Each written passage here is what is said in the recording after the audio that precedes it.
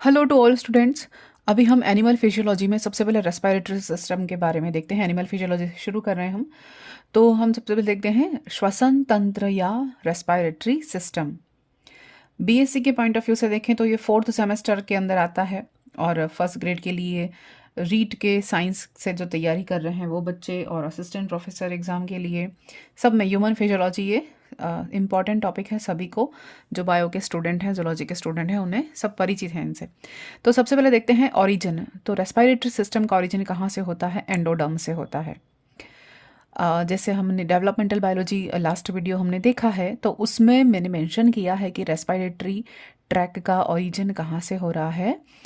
कहाँ से हो रहा है? एंडोडर्म से हो रहा है। जो हमने फेटमैप देखा था, गैस्ट्रोलेशन देखा था, उसमें एक्टोडर्म, एंडोडर्म, मीजोडर्म, उन तीनों से कौन कौन से पार्ट का ऑरिजिन होता है वो हमने देख चुके हैं। अब कॉमन सी प्रोसेस है कि ग्लूकोज का ऑक्सीडेशन हो रहा है और उससे क्या प्रोड्यूस होगा? कार्बन डाइऑक्साइड, जल और एनर्जी प्रोड्यूस होगी। ये कॉमन रेस्पिरेशन जो हम नॉर्मली श्वसन कहते हैं, वो श्वसन या रेस्पिरेशन की प्रोसेस यही है। सिर्फ सांस लेना और सांस छोड़ना ये श्वसन नहीं है, ये ब्रीदिंग प्रोसेस कही जाती है। लेकिन रेस्पिरेशन अगर पूछा जाए तो ये एक केमिकल प्रोसेस है जो कि ग्लूकोज के ऑक्सीडेशन से फलस्वरूप कार्बन डाइऑक्साइड का, वाटर का और एनर्जी का प्रोड्यूस होना कहा जाता है। तो ऑक्सीजन का प्रयोग अप्रत्यक्ष रूप से ग्लूकोज के ब्रेकडाउन में लिया जाता है और इससे ऊर्जा मुक्त होती है। उसके साथ ही क्या मुक्त होती है? कार्बन डाइऑक्साइड मुक्त होती है। रेस्पिरेशन की प्रोसेस वह प्रोसेस जिसमें ऑक्सीजन को वातावरण से भीतर लिया जाता है और CO2 को बाहर निकाला जाता है। इसे ब्रीदिंग की प्रोसेस कहते हैं। ठीक है। श्वसन क्या है? एक कैटाबॉलिक प्रक्रिया है। श्वसन क्या है? एक कैटाबॉलिक प्रक्रिया है। तो ये सिंपल सा क्वेश्चन भी आपको बना के दे सकते हैं, बेसिक उठा के भी पूछ सकते हैं। उसकी बात है विभिन्न जीवों में पाए जाने वाले श्वसन। तो हमने पढ़ना है ह्यूमन फिजियोलॉजी, मानव में श्वसन, लेकिन हम यहाँ पर क्या देखेंगे? यहाँ पर बेसिक अदर एनिमल्स के अंदर भी हम देख सकते हैं। जैसे विभिन्न जीवों में पाए जाने वाले श्वसन अंग कौन कौन से? जैसे पॉरीफेरा, सिलेंट्रोटा, फ्लैटवर्म्स, इनके अंदर बॉडी सरफेस के थ्रू होता है। ये इनवर्टिब्रेट्स की पूरी सीरीज हमने पूरे वीडियोस डाल रखे हैं। इनवर्टिब्रेट्स में बहुत अच्छे से समझाया है। एनिलिड और फ्रॉग में कैसे श्वसन होता है? मॉइस्ट क्यूटिकल से होता है, स्किन से होता है, क्यूटेनस कहते हैं जिसको, क्यूटेनस रेस्पिरेशन। फिर एक्वेटिक या एक्वेटिक आर्थ्रोपोड्स और एक्वेटिक मोलस्क और फिशेज, इसमें श्वसन कैसे होता है? गिल्स के थ्रू या ब्रैंकियल रेस्पिरेशन कहा जाता है। फिर स्कॉर्पियन के अंदर बुक लंग्स होता है। ये क्वेश्चन ऐसे ही डायरेक्टली पूछे जा सकते हैं ना। फिर इंसेक्ट में कैसे होता है? ट्रैकियल रेस्पिरेशन होता है। बेसिक से क्वेश्चन जो बच्चे फर्स्ट ग्रेड की तैयारी कर रहे हैं उनके लिए भी इंपॉर्टेंट है, और जो असिस्टेंट प्रोफेसर आने वाली एग्जाम है उसके लिए तैयारी कर रहे हैं उसके लिए भी इंपॉर्टेंट है। नेक्स्ट, फिर मेमल्स में श्वसन कैसे होता है? पल्मोनरी रेस्पिरेशन कहा जाता है क्योंकि लंग्स प्रेजेंट होते हैं। अब देखते हैं एनाटॉमी ऑफ रेस्पिरेटरी सिस्टम। यहाँ मेरे हैंड रिटन नोट्स हैं तो उससे आप देख सकते हैं, अगर समझ में आता है तो अच्छी बात है। ह्यूमन रेस्पिरेटरी सिस्टम का ट्रैक देखते हैं। ये ट्रैक भी सीधा सीधा पूछा जाता है। बेसिक से क्वेश्चन, जो बेसिक चीज जो एग्जाम होती हैं, जिससे साइंस रीट में पूछा जाता है, साइंस है तो ऐसे ऐसे ही क्वेश्चन आते हैं बेसिक से, कि इसका ही पाथ पूछ लिया जाता है कि nasal chamber, external nasal chamber, फिर उसके बाद नासा वेश्म यानी नेजल सैक है, फिर इंटरनल नासा छिद्र है, फिर 4th नंबर पर आएगा नासा ग्रसनी, नेजोफेरिंजियल, फिर pharynx, square glottis, larynx, trachea, primary bronchi, secondary bronchi, tertiary bronchi, फिर इनिशियल ब्रोंकाई 3rd नंबर पर, टर्मिनल ब्रोंकाई 14th पर है, रेस्पिरेटरी ब्रोंकाई, ब्रोंकियोल्स 15 पर है, एल्वियोलर डक्ट 16 पर है, एट्रिया और 17 पर है एल्वियोलाई, और उसके बाद नेजल चैम्बर से वापस रिलीज कर दिया जाएगा। तो ये पूरा रेस्पिरेटरी पाथ है। अब देखते हैं रेस्पिरेटरी पाथवे में कंडक्टिंग पार्ट होता है और एक एक्सचेंज पार्ट होता है। कंडक्टिंग पाथ क्या होता है? देखिए, ऐसा पाथ जो वायु को बाह्य वातावरण से कुपिका तक लाए, यानी कंडक्टिंग पाथ वो ये वाला जो बाह्य वातावरण से कुपिका का एल्वियोल तक लाने वाला, यहाँ से यहाँ तक पूरा ये कंडक्टिव पाथ है ना।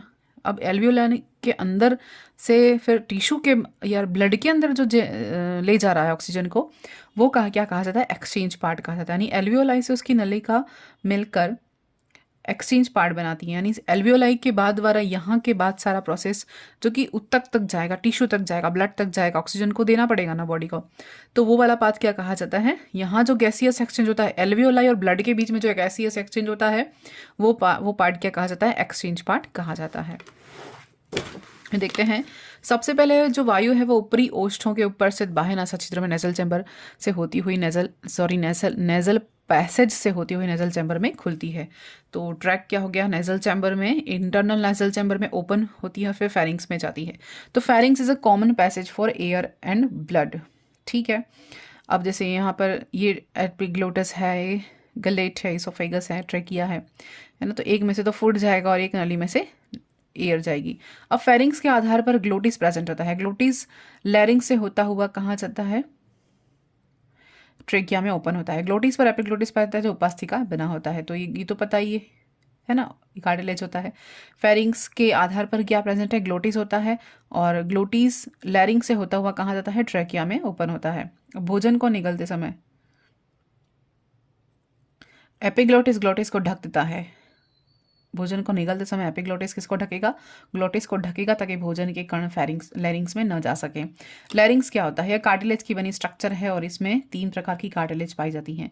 लैरिंग्स क्या है, लैरिंग्स है कार्टिलेज की बनी स्ट्रक्चर और इसमें क्या पाया जाता है, 3 प्रकार की उपास्थि या कार्टिलेज पाया जाता है। पहली है थायरॉइड कार्टिलेज, दूसरी है क्रिकॉइड कार्टिलेज और थर्ड है एरेटिनॉइड कार्टिलेज। ये 3 प्रकार की कार्टिलेज पाई जाती हैं। उसके बाद लैरिंग्स जो है वो तो साउंड प्रोड्यूस करने के काम आता है, उससे संबंधित है, तो इसको साउंड बॉक्स भी कहते हैं। पहला वाला जो थायराइड है ना, ये एडम्स एप्पल बनाता है। इसको क्या कहते हैं, थायराइड जो बनाता है कार्टिलेज लैरिंग्स का, उसको एडम्स एप्पल कहते हैं। फिर दूसरा पार्ट है क्रिकॉइड, तीसरा है एरेडिनॉइड और फोर्थ पार्ट है, इसके 4 पार्ट हैं। एक है स्टेरॉइड सेंटोरिनी उपास्थि। फोर्थ क्या है, सेंटोरिनी उपास्थि। 4 प्रकार की उपास्थि होती हैं लैरिंग्स के अंदर। लैरिंग्स से रिलेटेड वोकल कॉर्ड भी प्रेजेंट होते हैं। इन वोकल कॉर्ड से वायु टकराती है और ध्वनि उत्पन्न होती है। तो वायु कैसे उत्पन्न होती है, लैरिंग्स में वोकल कॉर्ड होते हैं और वोकल कॉर्ड से जब सांस लेते हैं और सांस छोड़ते हैं तो वायु टकराएगी और टकराएगी तो साउंड प्रोड्यूस होगा। नेक्स्ट देखते हैं,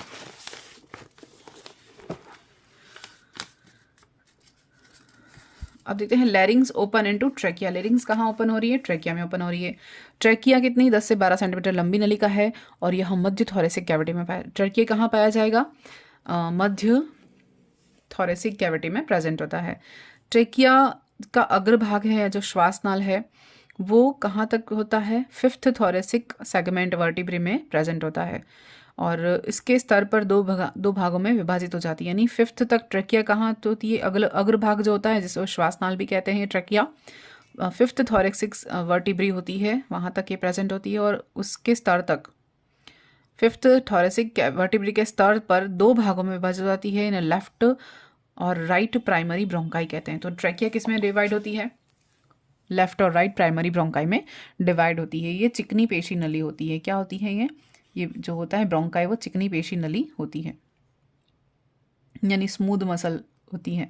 फिर प्राइमरी ब्रोंकाई देखते हैं। पहला है प्राइमरी इसको 2 पार्ट में बांट दिया अपन ने, तो पहला देखते हैं प्राइमरी ब्रोंकाई। प्राइमरी ब्रोंकाई देखिए ये डिवाइड होगी आगे। प्राइमरी ब्रोंकाई किस में डिवाइड होगी, सेकेंडरी ब्रोंकाई में।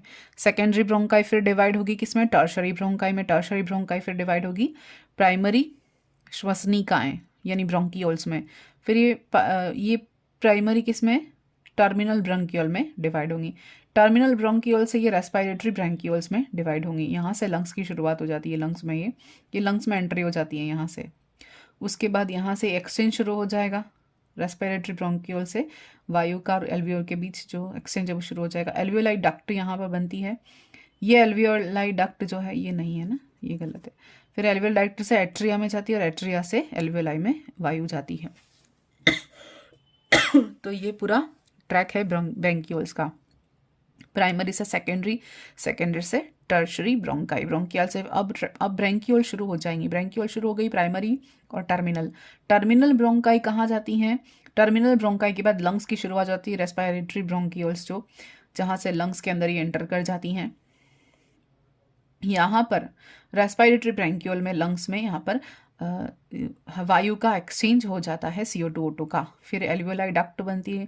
उसके बाद ये संचारण पथ यहाँ तक ही होता है। संचारण पथ यानी कंडक्टिंग पथ, यहाँ कौन सा अभी हमने पढ़े थे ना, 2 कंडक्टिंग पथ और एक्सचेंज पाथ। तो यहाँ तक तो क्या होता है, कंडक्टिंग पाथ होता है। इसके आगे से क्या शुरू हो जाएगा, एक्सचेंज पाथ शुरू हो जाएगा। एल्वियोलाई डक्ट, एट्रिया और एल्वियोलाई। ठीक है, ये तो हो गया। अब एल्वियोलाई लंग की क्रियात्मक और संरचनात्मक इकाई, ये इंपॉर्टेंट है। लंग की क्रियात्मक और फंक्शनल और स्ट्रक्चरल यूनिट क्या है? एल्वियोलाई है। ठीक है, अब देखते हैं ब्रोंकाई प्लस ब्रैंकियोल प्लस एल्वियोलाई, ये तीनों एक साथ क्या करते हैं? लंग्स का फॉर्मेशन करते हैं। ब्रोंकाई, ब्रैंकियोल्स और एल्वियोलाई, ये तीनों मिलकर क्या करते हैं? लंग का फॉर्मेशन करते हैं। ह्यूमन लंग्स जिसको आपकी पल्मोनरी रेस्पिरेशन पाया जाता है, ये मेन ऑर्गन है रेस्पिरेशन के लिए। तो यहाँ तक समझ में आया होगा। अब यहाँ एक टर्म है, देखते हैं, डेड स्पेस वॉल्यूम। तो वायु का वह आयतन जो संचरण पथ में ही रह जाता है, इसको एक्सचेंज जोन में नहीं जा पाती।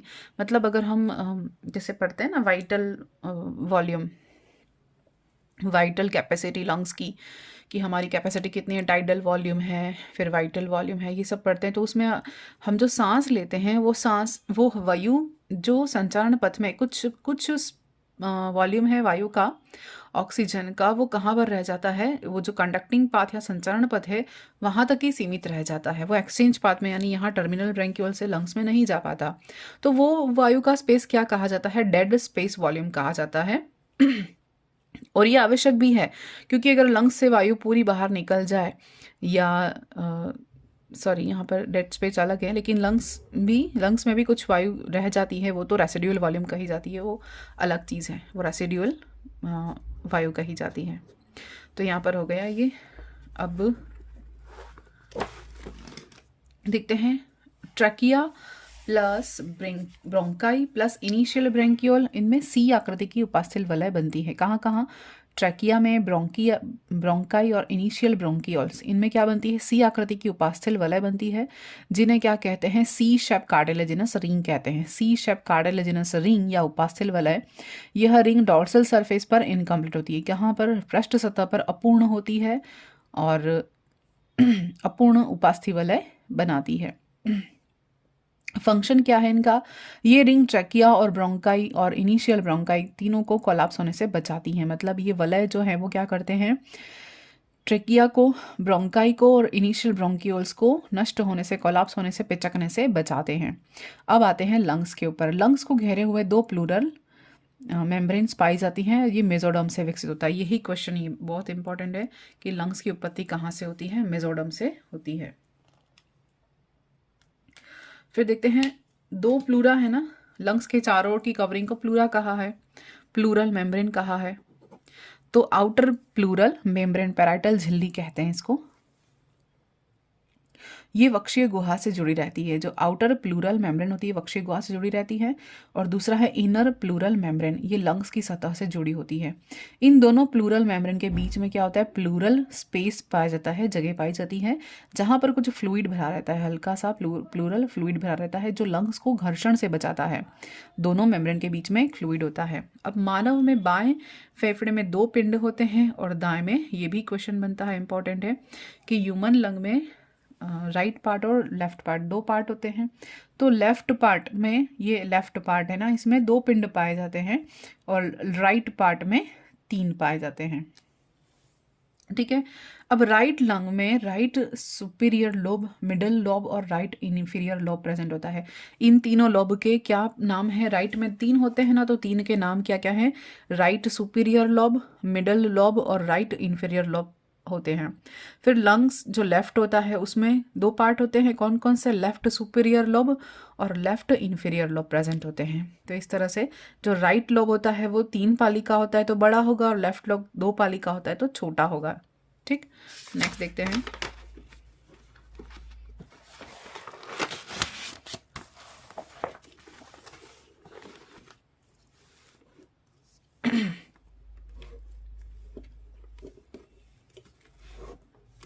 अब यहाँ ये डायग्राम है लंग्स का, यहाँ पर ये ट्रैकिया है, रिंग्स हैं, फिर ये right superior lobe, middle lobe और इन्फीरियर लोब, 3 पार्ट में डिवाइड कर दिया।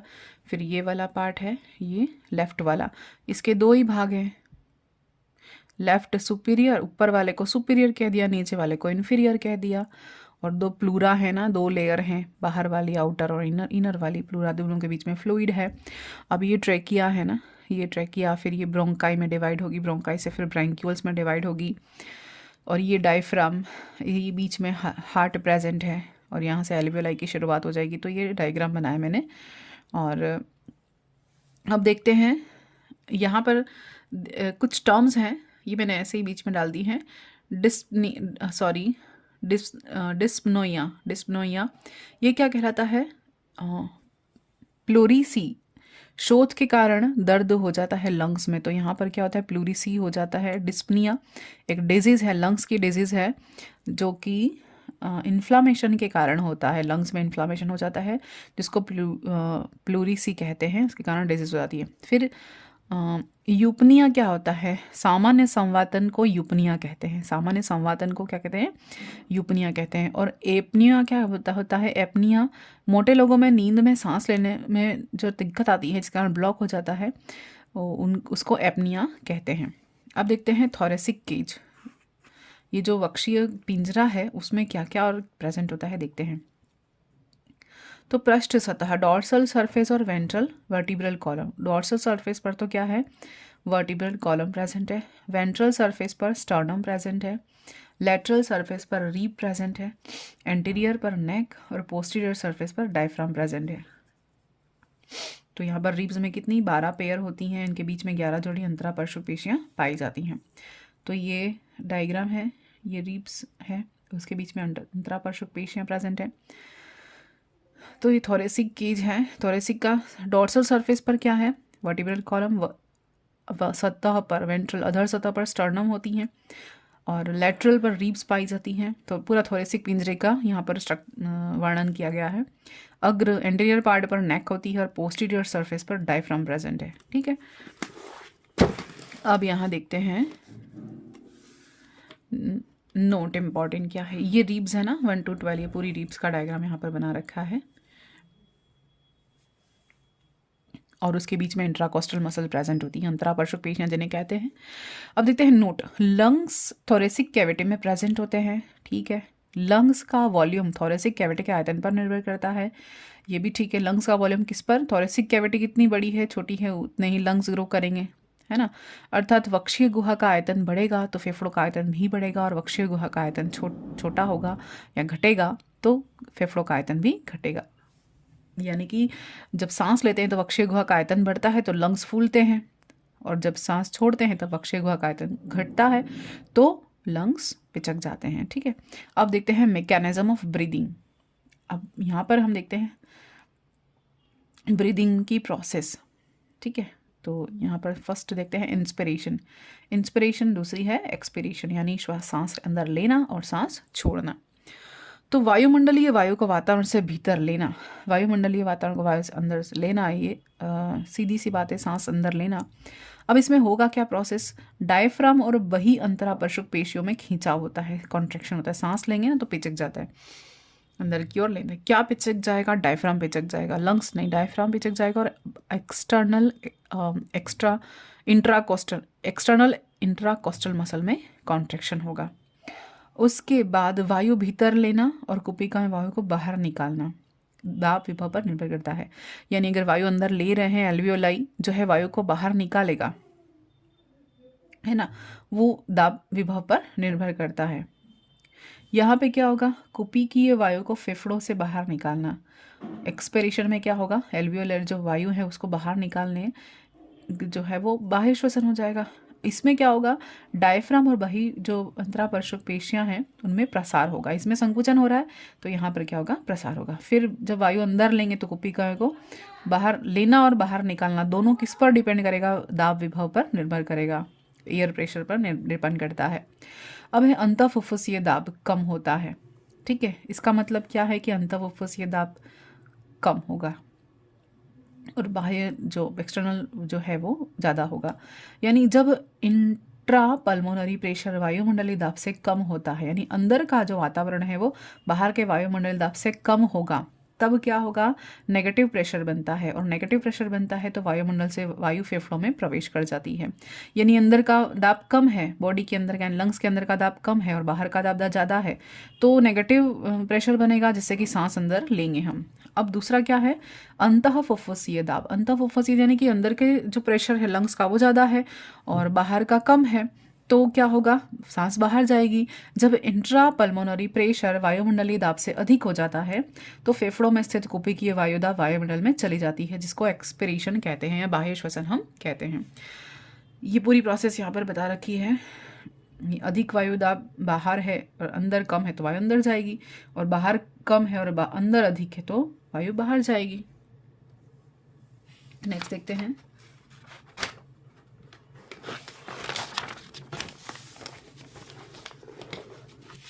इंस्पिरेशन, इसको डिटेल में देखते हैं। इंस्पिरेशन क्या है? अंतः श्वसन के समय डायफ्राम की पेशियां संकुचित हो जाती हैं, ठीक है, जिसके कारण वक्षीय गुहा का आयतन बढ़ जाता है, ठीक है, और अग्र पश्च भाग में बढ़ जाता है और डायफ्राम चपटा हो जाएगा। जब सांस लेंगे तब डायफ्राम तो संकुचित हो रहा है, पेशियां भी संकुचित हो रही हैं, लेकिन हमारे वक्षीय गुहा का आयतन क्या हो जाएगा, वो बढ़ जाएगा, यानी सांस अंदर लेंगे तो बढ़ जाएगा। फिर अंतः श्वसन के समय पसलियों के बीच में स्थित बाह्य अंतरापश्रुक पेशियां भी कॉन्ट्रैक्ट हो जाएंगी। इस कारण पसलियां और उरोस्थी यानी स्टर्नम जो है वो ऊपर की ओर और बाहर की ओर उठ जाएंगी। पसलियां ऊपर उठेंगी ना सांस लेंगे तब, स्टर्नम भी ऊपर की ओर आ जाएगी। इस कारण जो वक्षीय गुहा का आयतन है वो बढ़ जाएगा। कहाँ से? पृष्ठाधर सतह से बढ़ जाएगा, और इस प्रकार वक्षीय गुहा का आयतन बढ़ जाता है और फेफड़ों का आयतन भी बढ़ जाएगा, ठीक है। ये हमने इंस्पिरेशन की बात की। नोट क्या देखते हैं, इसमें वॉल्यूम बढ़ेगा तो दाब घटेगा, है ना, और वॉल्यूम कम होगा तो दाब अधिक होगा, यानी कि लंग्स का इंट्रा पल्मोनरी प्रेशर कम होगा तो यह वायुमंडल दाब से कम होगा। जी पीछे जो बात की हमने उसी को नोट में लिखा है। गैस ऑलवेज उच्च दाब से निम्न दाब की ओर जाती है, ठीक है, नियम पता है कि उच्च दाब से निम्न दाब की ओर प्रवेश करता है, ये नियम है। इस कारण ऑक्सीजन हमेशा वायुमंडल में स्थित जो है वो लंग्स में प्रवेश कर जाती है, अधिक से कम की ओर जाएगी और कम से अधिक की ओर, जहाँ अधिक है वहाँ से अधिक से कम की ओर चली जाएगी, सीधा सा नियम है, इसीलिए ये इंस्पिरेशन होता है, ठीक है। अब देख लिया डायग्राम, यहाँ पर देख सकते हैं डायफ्राम पिचकेगा, इंस्पिरेशन का डायग्राम है ना, बाहर जाएगी तो फ्लैट हो जाएगा, ये फूलेगा, डोम शेप हो जाएगा। जब सांस छोड़ेंगे तब, जब सांस लेंगे तब ये डायफ्राम पिचक जाएगा, ठीक है। इंट्राकोस्टल मसल्स भी कॉन्ट्रैक्ट होंगी, इसके साथ ये पिचकेगा ना। ये इंट्राकोस्टल मसल किसके साथ? डायफ्राम के साथ काम करेंगे, क्योंकि स्टर्नम और पसलियां जब ऊपर की ओर उठेंगी तब ये पिचक जाएंगी, फैल जाएंगी। अब देखते हैं एक्सपिरेशन। एक्सपिरेशन क्या होता है?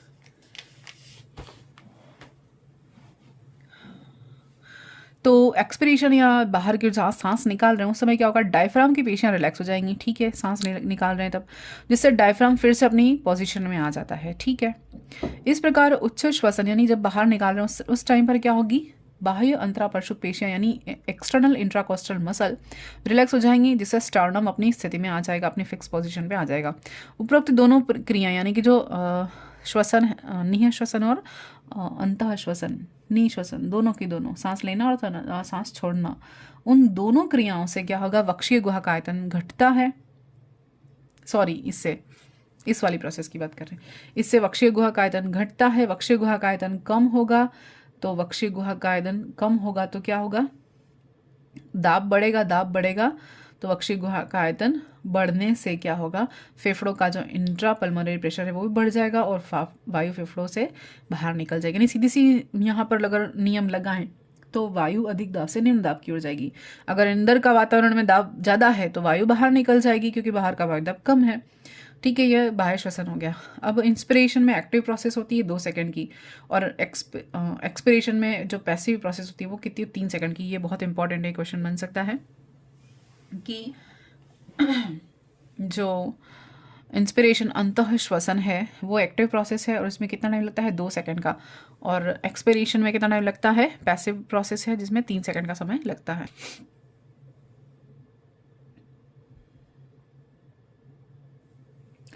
अब है एक्सरसाइज के समय। एक्सरसाइज के वक्त क्या होता है, फोर्सफुल एक्सपिरेशन होता है, वो एक्टिव प्रोसेस कही जाती है। जल्दी से सांस लेते हैं ना हम, तो उदर की यानी एब्डोमेन की पेशियां और अंतरापश्रुक पेशियां संकुचित हो जाती है जब सांस लेंगे तब, जिस कारण वक्षीय गुहा का आयतन घटेगा और दाब बढ़ेगा। इस कारण से वायु बाहर निकल जाती है। तो ये फटाफट होगी ये प्रोसेस, एक्सरसाइज के समय बहुत जल्दी जल्दी होगी। फोर्सफुली एक्सपिरेशन कहते हैं इसको। ये 15 ml ऑक्सीजन ऊतकों तक पहुँचना बेसिक ज़रूरी होता है, ठीक है।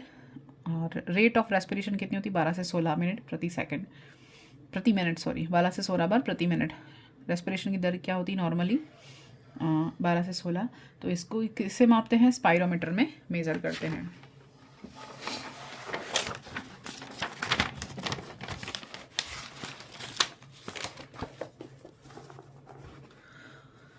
अब हम नई टर्म पढ़ेंगे यहाँ पर। उसके लिए मैं वीडियो को नेक्स्ट नया वीडियो बनाती हूँ। ये पूरी फिजियोलॉजी पढ़ेंगे आगे हम, इम्पॉर्टेंट है, एग्ज़ाम में यहीं से क्वेश्चन आते हैं।